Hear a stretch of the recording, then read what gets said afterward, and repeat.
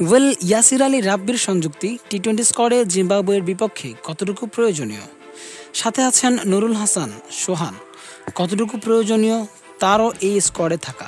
মোসাদ্দেক হোসেন সৈকত এবং Abdul Gaffar সাকলাইনকে team management রেখেছে, তাতে ভক্ত সমর্থকদের কোনো আপত্তি নেই। কিন্তু ইয়াসির আলী রাব্বি কোথায় কী পারফরমেন্স করে ফেলেছেন যার জন্য তাকে টি-20 স্কোয়াডে জিম্বাবুয়ের এগেনস্টে ডাকতে হবে?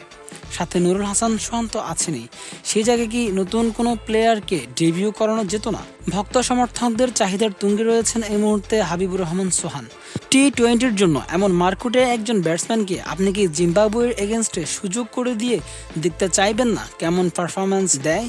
হাবিবুর রহমান সোহানকে যদি আপনি জিম্বাবুয়ের এগেনস্টে টি-20-তে ডেবিউ না করান, তাহলে আপনার চিন্তাভাবনা কি অস্ট্রেলিয়া, ইংল্যান্ড কিংবা ইন্ডিয়ার সাথে তাকে ডেবিউ করাবেন?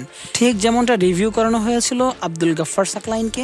হিরো থেকে ভিলেন বনে গেলেন একই দিনে আব্দুল গফফার সাকলাইন। আপনার যদি নতুন প্লেয়ার দেখতেই হতো, ইয়াসির আলী রাব্বির জায়গায় সাব্বির রহমানকেও তো দলে অন্তর্ভুক্ত করতে পারতেন।